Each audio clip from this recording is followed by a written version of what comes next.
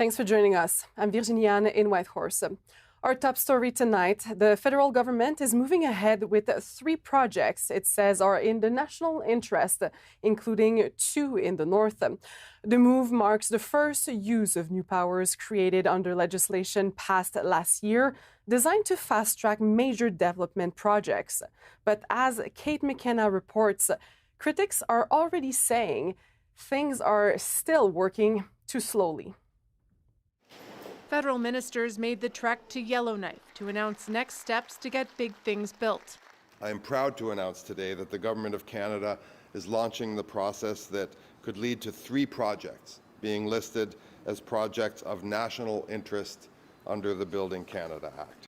The Grays Bay Road and Port project in Nunavut could unlock new ways to export to global markets. The Mackenzie Valley Highway would create all-year road access for isolated communities in the Northwest Territories. Today is like a milestone for us, like we've been strong advocates for our highway for many, many years.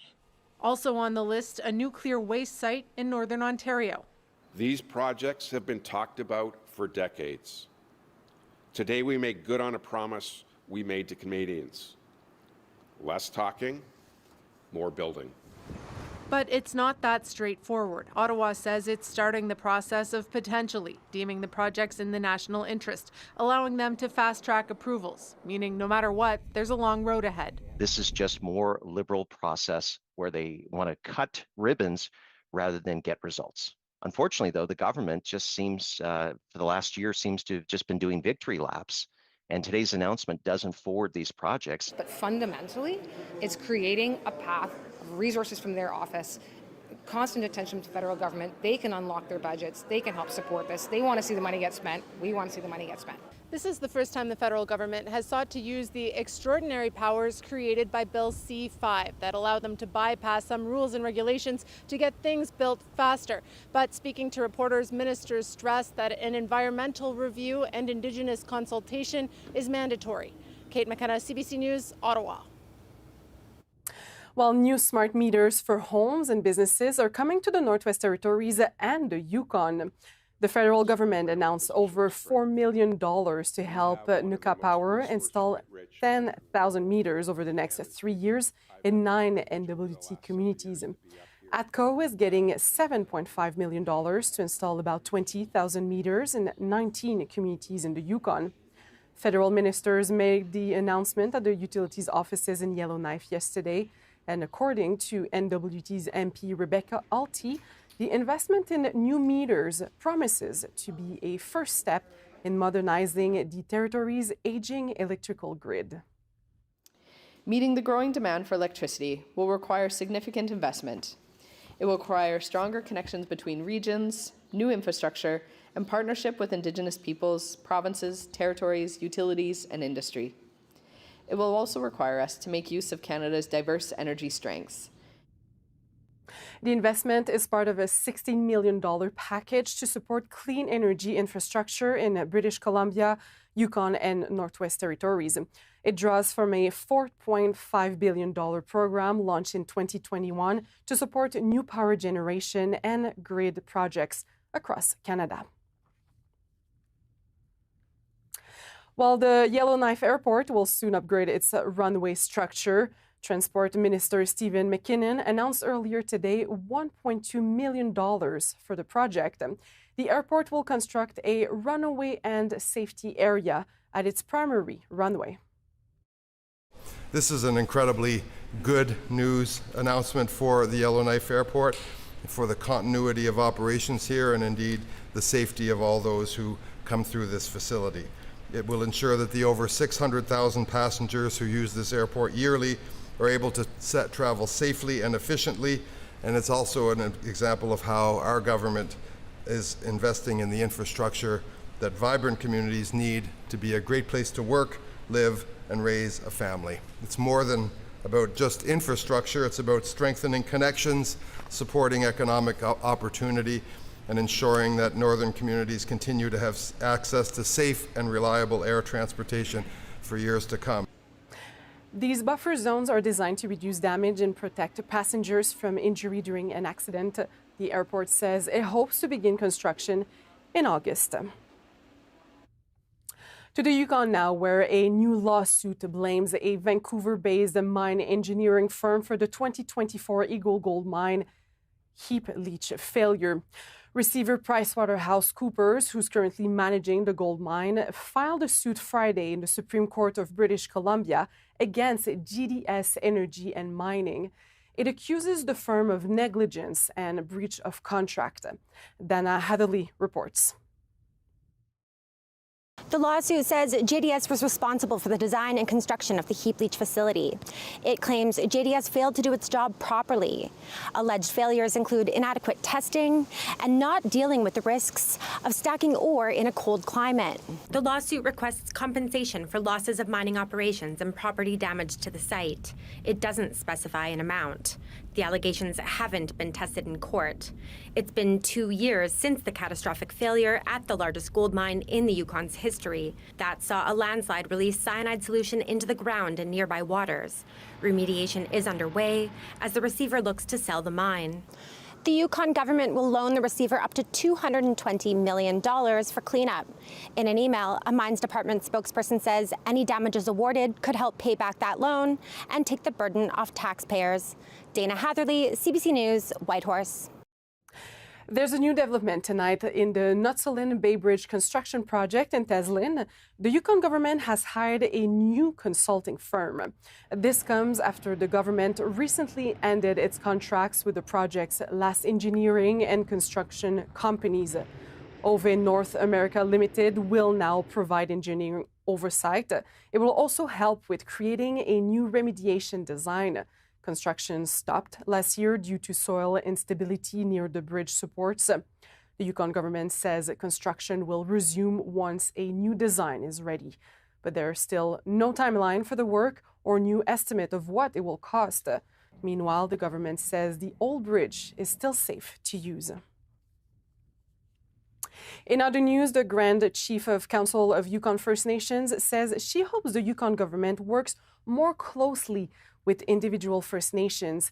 Mathia Alatini made those comments this morning before the beginning of Day 2 of CYFN's General Assembly.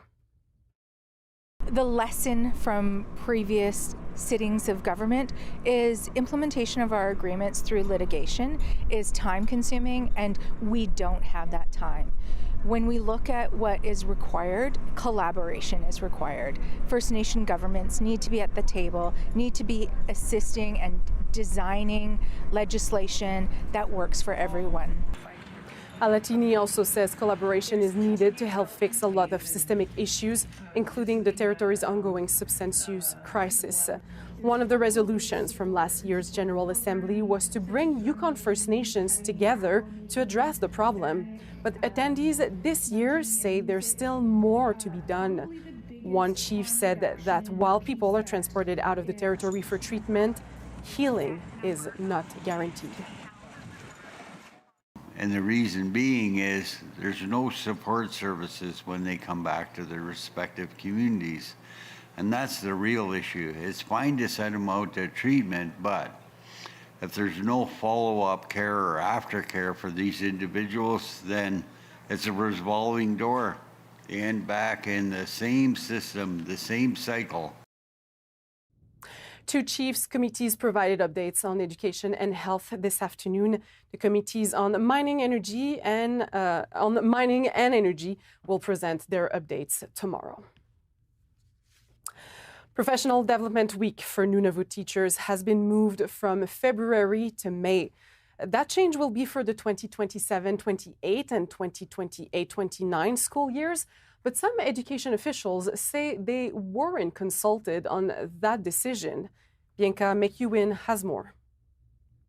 Our reaction to the PD week moving from February to May wasn't pleasant at all. We didn't like it at all. Chair of Arviat DEA, Jackie Otok, says she doesn't like Teachers Professional Development Week, or PD Week, moving from February to May. The Department of Education says the move will allow students to be on the land in the spring and was made on the recommendation from the Coalition of Nunavut District Education Authorities, CNDEA, which represents all Nunavut DEAs. The CNDEA says they did not recommend a blanket change to PD Week for Nunavut schools, rather that DEA should be meaningfully consulted on the timing of PD Week. Otok says the RVAT DEA wasn't consulted. They should consult with all the DEAs first before making a decision on behalf of the DEAs.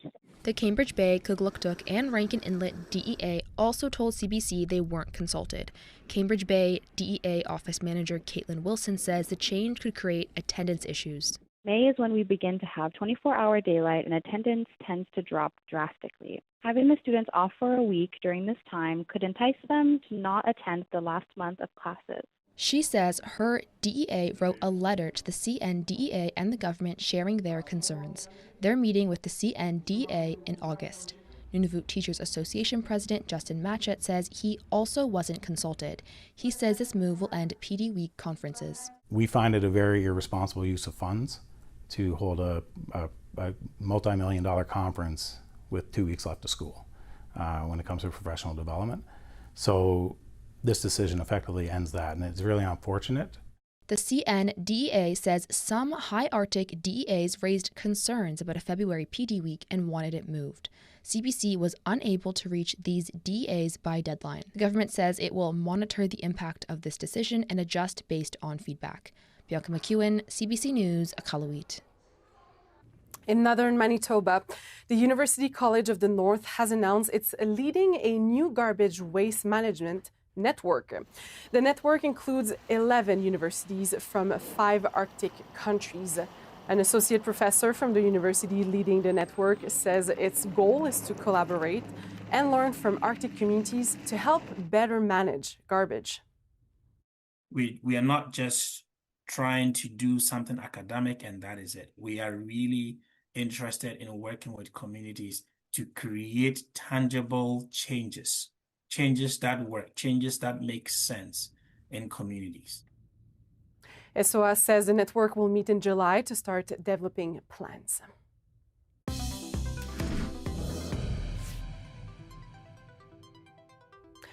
A heartbreaker of a loss for Canada at the World Cup, falling to Switzerland with a final score of 2-1 in the team's final Group B matchup.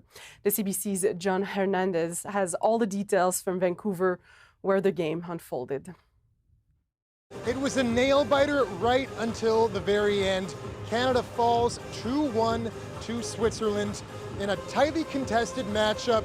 The crowds at BC Place and at watch parties in Metro Vancouver as well as Toronto were absolutely buzzing from the kickoff onwards. A very closely contested first half of the game that saw Canada pick up momentum right up until the end, but Switzerland really came on strong to start the second half, scoring 2 unanswered goals, and that really sucked the air out of the rooms, particularly here at the Canada House in North Vancouver. The crowd became quite quiet, but then enter Promise David, who scored a goal in the second half for Canada, bringing the team to within 1 goal of tying Switzerland, but ultimately fell up short. The team did rally in those final minutes of injury time, had some shots on target, but couldn't get one past the Swiss goaltender. Fans, though, still proud of what the team has accomplished up until this point at these games in Canada. Yeah, it was not the result that we expected or wanted, but actually it was a good game. We fought well in the second half. I think that's what matters, right? It's a good one. It's a historic moment for Canada. First time in the World Cup knockout stages. Let's go. Proud to be Canadian. They played really well. They put the pressure on, and we're still top 2 in the group. We're happy we're moving on. So there won't be any more games for Team Canada in their home nation. They will now move to Los Angeles to play on Sunday in the knockout stage of the tournament. John Hernandez, CBC News, North Vancouver.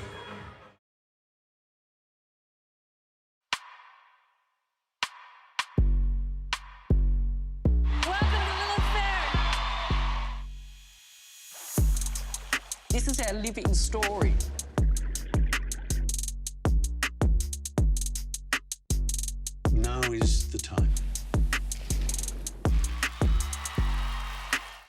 people believe that impossible things are possible.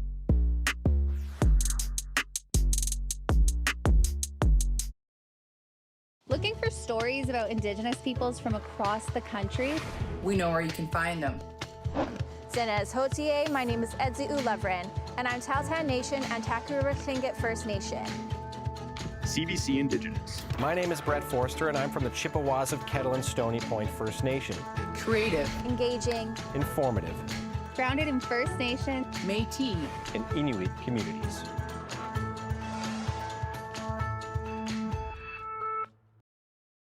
You're back. I'm back. Anything else going on? Mom? Nope. Where have you been for the past 15 years? On the run. You are done with all the crime, right? Oh, yeah. You were going to steal us a diamond. Are you going to be able to keep it together on this one? I am nothing if not profesh. Don't make me use this. Hi. This is Jessica. Nice to meet you. Jessica, she seems great. We should all go out sometime. I would love that. Wild Cards on CBC Gem. You know what they say, Crabtree? Happy wife, happy life. What have you done? Seems the city of Toronto has a paid killer on the books. In order to solve a crime, we are going to need to commit one.